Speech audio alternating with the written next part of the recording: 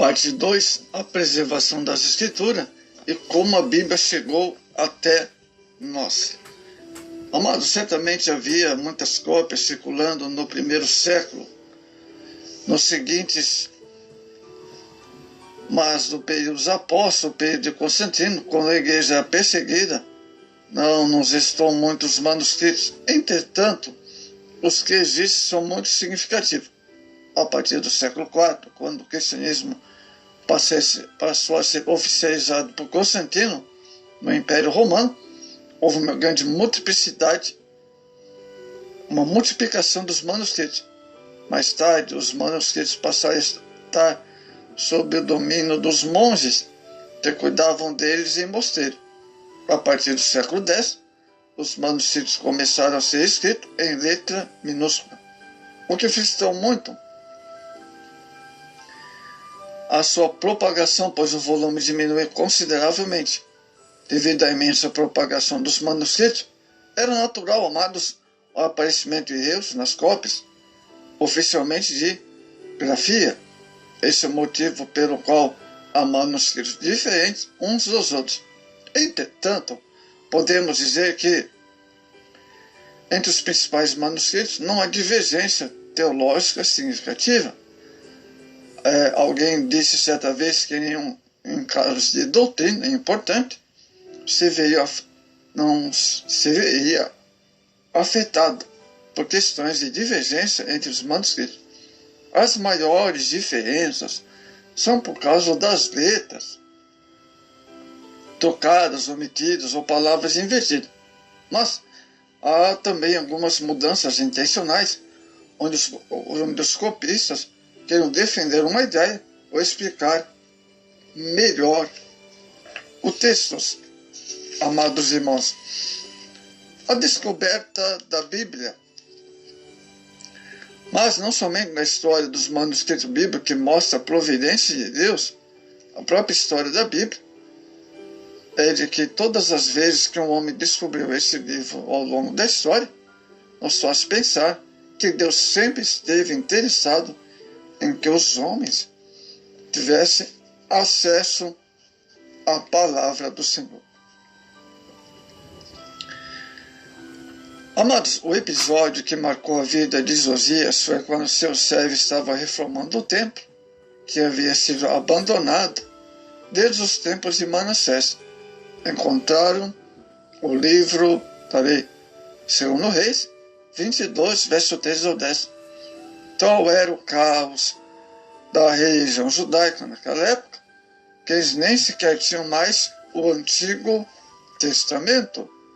Mas Deus providenciou que o rei piedoso achasse o livro e começasse a observar aquilo que estava escrito. Como consequência de ter achado a lei, Josias comandou uma grande reforma sobre a nação, renovando a aliança com o Senhor, purificando o templo e destruindo todos os altares idólatras, celebrando talvez a Páscoa e vivendo uma vida de temor a Deus. A descoberta da Bíblia não só mudou a vida de um rei, como de toda a nação, adiando por muitos anos a destruição que o Senhor já havia prometido. Muitos são os casos históricos em que pessoas se encontraram com a verdade, que ao se encontrar com a verdade de Deus, tiveram suas vidas transformadas. Através disso, até mesmo nações surgiram um rumo diferente. Um dos casos mais importantes é Martinho Lutero, retirado de um mosteiro. Após a morte de um colega, Lutero encontrou numa das estantes uma biblioteca, uma Bíblia assim, que ele não tinha visto antes. Logo a sua intenção foi cultivada por aquela Bíblia. Tempos mais tarde, quando era professor em Wittenberg, estudando a Bíblia, angustiava seu coração por ver nela a justiça de Deus. Sentia-se o pecador, não imaginava como pudesse escapar da ira divina. Alívio algum lhe trazia, amados irmãos, a todos os seus exercícios, sacrifícios espirituais e penitência. Mas um dia, lendo Romanos 17, o justo viverá da fé. Entendeu que pela primeira vez a salvação é pela graça. Aí se iniciou a reforma protestante na Alemanha, com o intuito de fazer a igreja voltar aos caminhos do Senhor, como ocorreu nos tempos de Josias. A Bíblia na língua do povo. Podemos ver a providência, tanto o fato da Bíblia ser traduzida na língua do povo. No século II da era cristã, foi feita uma tradução latina da Bíblia, tomando a Septuaginta como texto base para o Antigo Testamento. No século IV, quando esta tradução latina já precisava de uma ampla revisão, o Papa Damásio I incumbiu no ano 383 um exegeta chamado Jerônimo. Incumbiu a realizar esse trabalho. Ele iniciou uma monumental tarefa de traduzir a Bíblia do grego e hebraico para a língua do povo. Para fazer uma melhor tradução, Jerônimo se mudou para a Palestina, onde viveu por 20 anos. Estudou o hebraico, examinou todos os manuscritos que teve acesso. Seu trabalho excedeu a expectativa do Papa Damásio, já que fez mais do que uma simples revisão. Partindo originais hebraicos e gregos, traduziu o Antigo Testamento e o Novo, concluindo sua obra em 405, depois de 23 anos de trabalho. Sua tradução ficou conhecida como Vulgata, pois foi escrito na língua de pessoas comuns. Na Idade Média, o latim já não era uma língua do povo, e a Igreja Romana não permitia que o povo lesse a Bíblia. John Wycliffe, 1328, seu nascimento, foi um dos primeiros a desafiar Roma e a colocar a Bíblia na língua comum do povo. Na Inglaterra, descontente com Roma, Wycliffe começou a pegar as ideias evangélicas, reformadas e antipapais, dizendo, por exemplo, que Cristo, e não o Papa, era o cabeça da igreja, é que a Bíblia, e não a igreja, era a autoridade única para o crente. E ao apoiar essas ideias, começou a traduzir a Bíblia para a língua popular. Em 1382, com a ajuda de Nicolau de Hereford e John Purver, pela primeira vez a Bíblia estava completamente traduzida para o inglês. Depois disso, ele treinou um grupo de pessoas que ficam conhecidas como Lollardos, que iam por todo o país pegando e lendo a Bíblia na língua do povo. Mas suas ideias foram condenadas e seus seguidores foram levados à morte. Durante o período da Idade Média, a Europa se viu em conflito com invasores que destruíram grande parte da civilização romana. Nesse tempo, os textos bíblicos eram preservados em mosteiros, vindo assim atravessar os séculos de incerteza política, ameaças militares e religiosas. Com relação à ameaça religiosa, uma das acusações, amados, mais frequentes na Inquisição é o fato de alguém ter lido textos da Bíblia na língua popular. Só para citar um exemplo, em 1446, um homem chamado Peter Sopot foi julgado, condenado e executado por ter traduzido o número de Bíblias na língua francesa para a França e as ter vendido publicamente. A primeira Bíblia em português foi completada em 1753, mas a história da tradução começou bem antes. João Ferreira de Almeida, 1628, que nasceu em Portugal, se converteu ao protestantismo aos 14 anos de idade, intitulado padre, pois esse título era dado aos pregadores da época. Almeida se especializou em grego e hebraico e foi trabalhar na Malásia, Índia, onde enfrentou difíceis situações.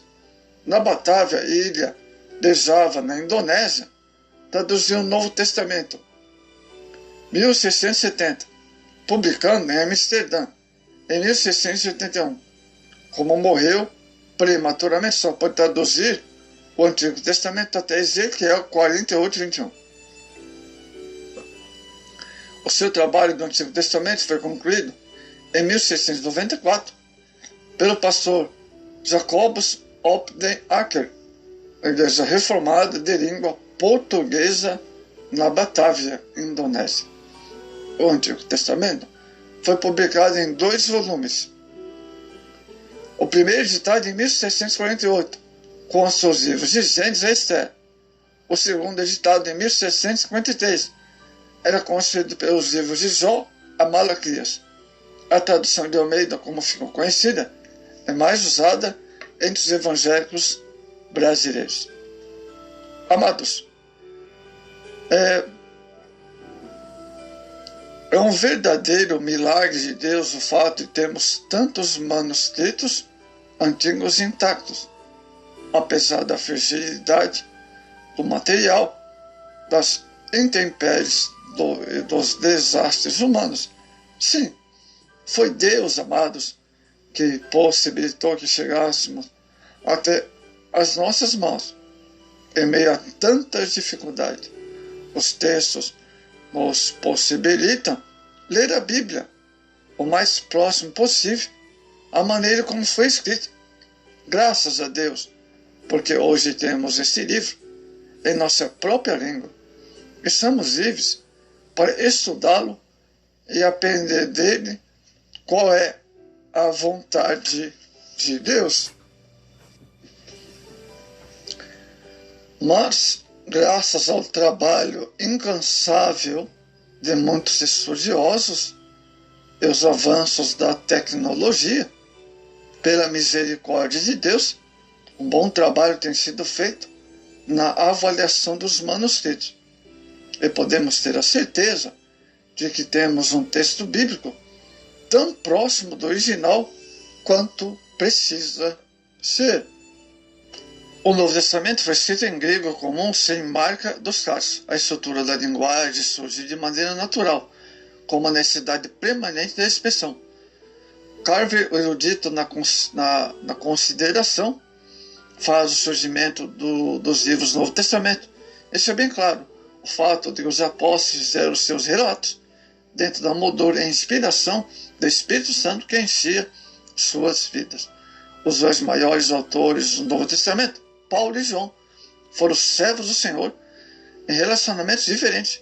João parecia ser um modelo do amor e mansidão no tato com o Senhor. Paulo, o grande perseguidor que o amor transformou em cordeiro obediente e serviçal. Pedro, outro autor maravilhoso, era tão simples na sua maneira de ser e de viver, mas teve experiências para ajudar Marcos na fixação de suas observações. Ele são os 2 documentos detrás do seu nome, carta de 1 Pedro e 2 Pedro. Então, amados, existe todo um contexto histórico, né, para a escritura chegar até nós. Que maravilha! Os textos, eles foram preservados até hoje, né?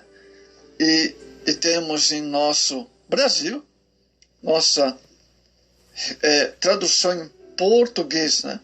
Então, embora alguns tentam desacreditar as escrituras sagradas, mas, pelo contexto histórico que nós discorremos aqui, então, não há dúvida que quando alguém tenta lançar dúvidas sobre a Bíblia, falando para você isso ou aquilo, nós temos, amados, todo um contexto histórico. Temos um argumento histórico, que a Bíblia é a palavra de Deus, e sem aquela ideia que o papel aceita tudo. Então, a Bíblia é divinamente inspirada e chegou até nós, e os textos são fiéis, e não há deturpação e nem mudança nas escrituras sagradas.